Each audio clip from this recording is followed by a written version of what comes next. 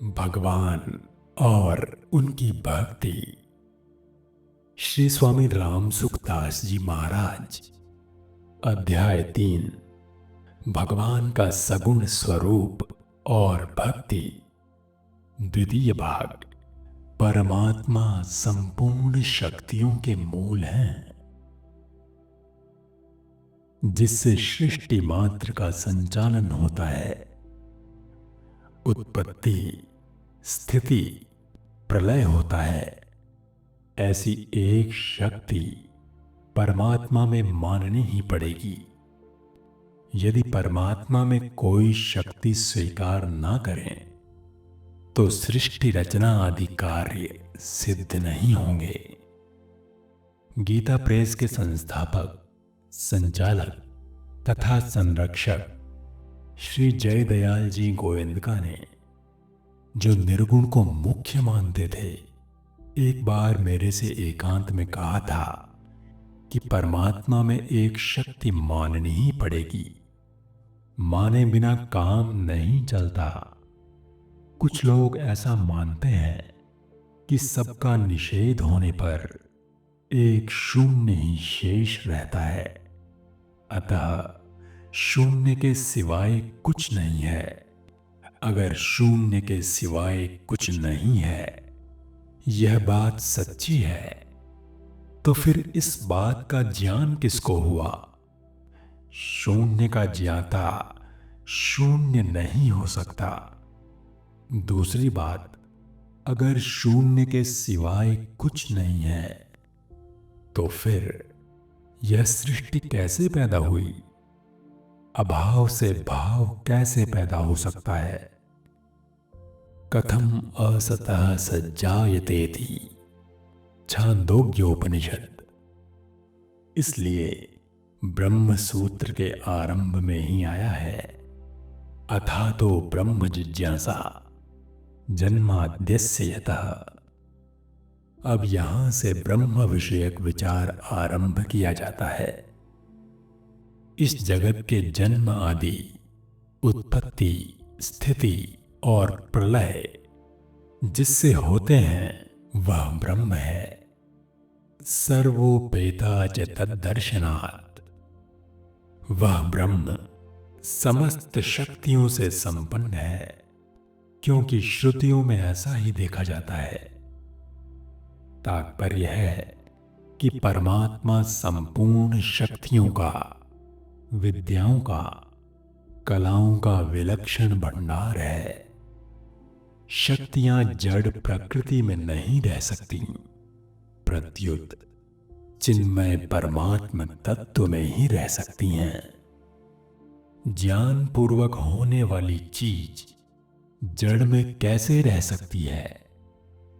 अगर ऐसा माने कि सब शक्तियां प्रकृति में ही हैं, तो भी यह मानना पड़ेगा कि उन शक्तियों का उपयोग अर्थात सृष्टि रचना आदि करने की योग्यता प्रकृति में नहीं है। जैसे कंप्यूटर जड़ होते हुए भी अनेक विचित्र कार्य करता है, पर उसका निर्माण और संचालन करने वाला चेतन मनुष्य है। मनुष्य के द्वारा निर्मित, शिक्षित तथा संचालित हुए बिना वह कार्य नहीं कर सकता।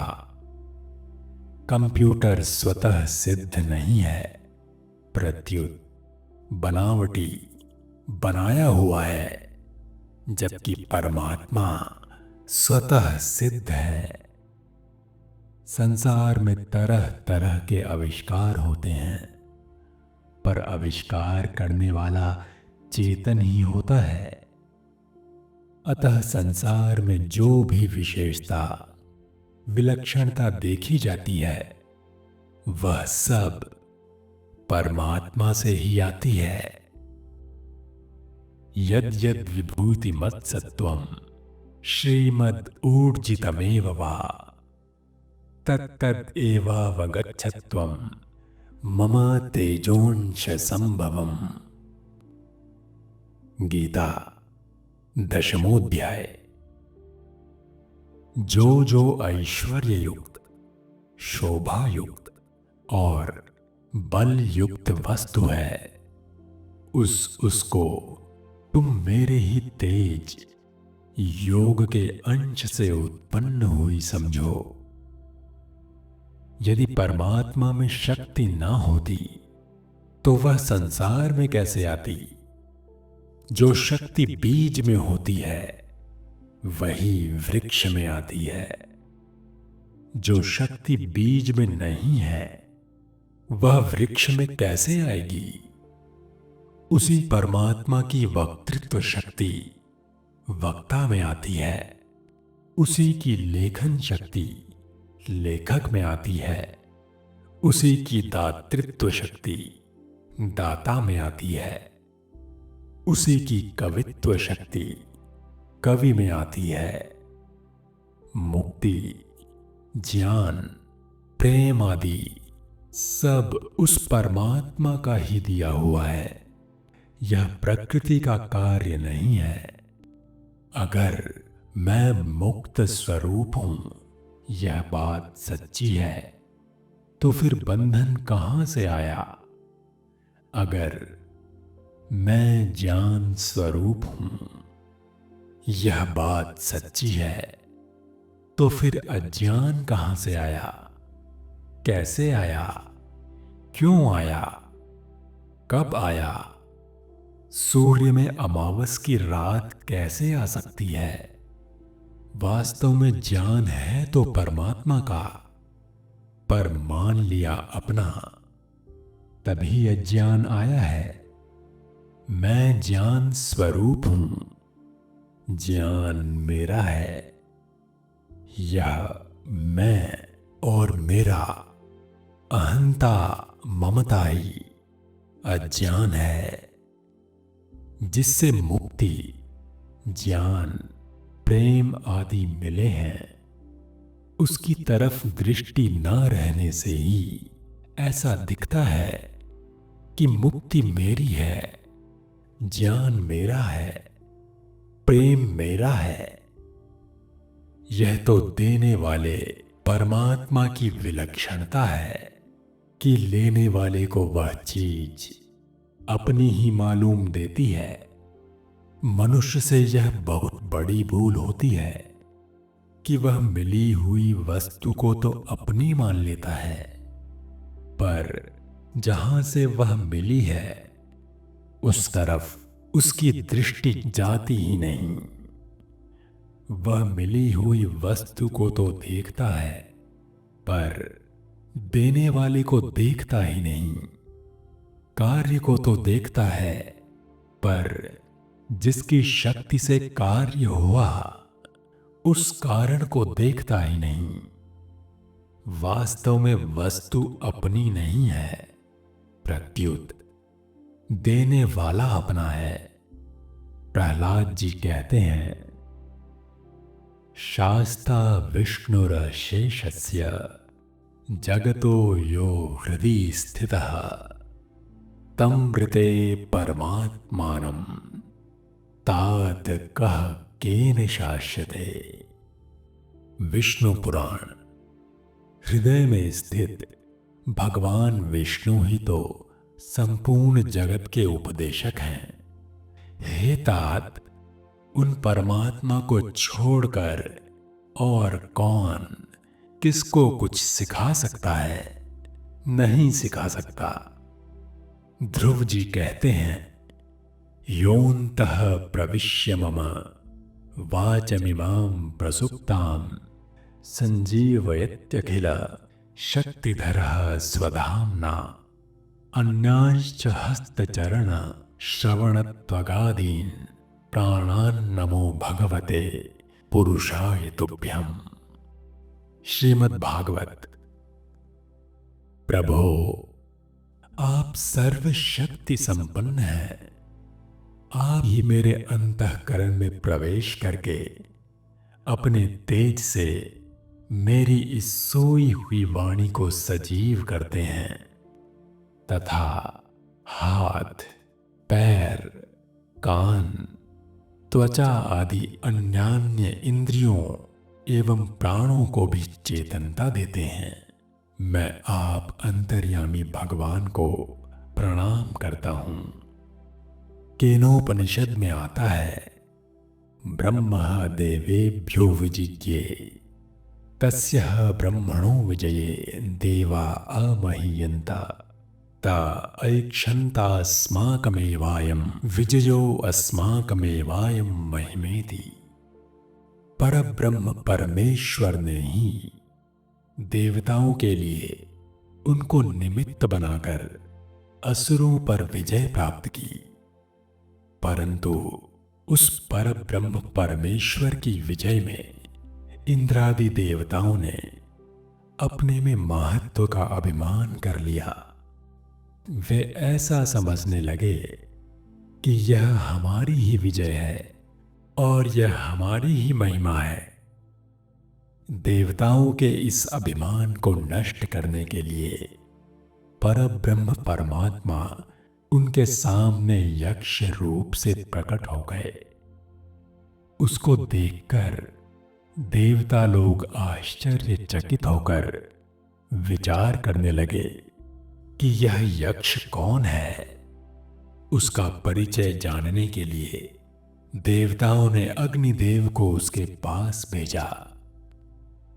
यक्ष के पूछने पर अग्निदेव ने कहा कि मैं जातवेदा के नाम से प्रसिद्ध अग्नि देवता हूं और मैं चाहूं तो पृथ्वी में जो कुछ है उस सब को जलाकर भस्म कर सकता हूं। तब यक्ष ने उसके सामने एक तिनका रख दिया और कहा कि तुम इस तिनके को जला दो। अग्निदेव अपनी पूरी शक्ति लगाकर भी उस तिनके को नहीं जला सका और लज्जित होकर देवताओं के पास लौट आया एवं बोला कि वह यक्ष कौन है, यह मैं नहीं जान सका। तब देवताओं ने वायुदेव को यक्ष के पास भेजा। यक्ष के पूछने पर वायुदेव ने कहा कि मैं मातरिश्वा के नाम से प्रसिद्ध वायु देवता हूं और मैं चाहूं तो पृथ्वी में जो कुछ है उस सब को उड़ा सकता हूं। तब यक्ष ने उसके सामने भी एक तिनका रख दिया और कहा कि तुम इस तिनके को उड़ा दो। वायुदेव अपनी पूरी शक्ति लगाकर भी उस तिनके को नहीं उड़ा सका और लज्जित होकर लौट आया एवं देवताओं से बोला कि वह यक्ष कौन है, यह मैं नहीं जान सका। तब देवताओं ने इंद्र को उस यक्ष का परिचय जानने के लिए भेजा, परंतु इंद्र के वहां पहुंचते ही यक्ष अंतर्धान हो गया और उस जगह हिमाचल कुमारी उमा देवी प्रकट हो गईं। इंद्र के पूछने पर उमा देवी ने कहा कि परब्रह्म परमात्मा ही तुम लोगों का अभिमान दूर करने के लिए यक्ष रूप से प्रकट हुए थे। तात्पर्य है, परमात्मा ही संपूर्ण शक्तियों के मूल हैं। उपनिषदों में आया है, परास्य शक्तिर्विविधैव श्रूयते स्वाभाविकी ज्ञान बल क्रिया च। श्वेताश्वतर उपनिषद। इस परमेश्वर की ज्ञान, बल और क्रिया रूप स्वाभाविक दिव्य शक्ति नाना प्रकार की ही सुनी जाती हैं। एष सर्वेश्वर एष सर्वज्ञ एषोऽन्तर्याम्य एष योनिः सर्वस्य प्रभवाप्ययो हि भूतानाम्। मांडुक्य उपनिषद।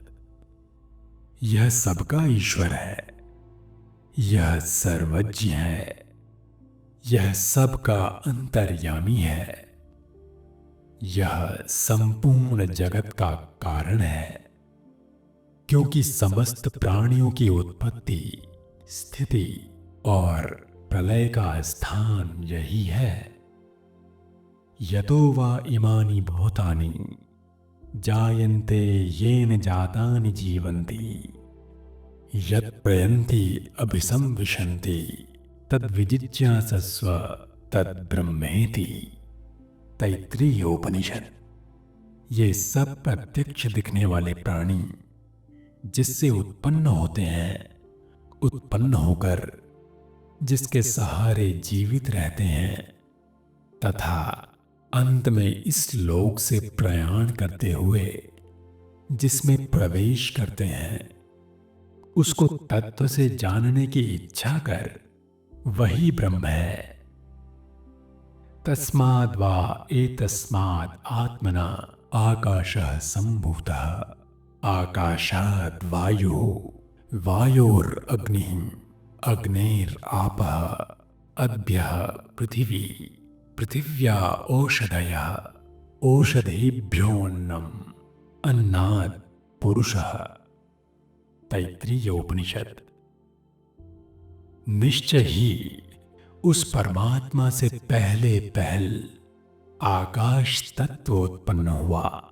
आकाश से वायु, वायु से अग्नि, अग्नि से जल और जल तत्व से पृथ्वी उत्पन्न हुई। पृथ्वी से समस्त औषधियां उत्पन्न हुई। औषधियों से अन्न उत्पन्न हुआ और अन्न से यह मनुष्य शरीर उत्पन्न हुआ। स विश्वकृत विश्वविदात्म योनिर्जिह काल कालो गुणी सर्वविद्यः। श्वेताश्वतर उपनिषद।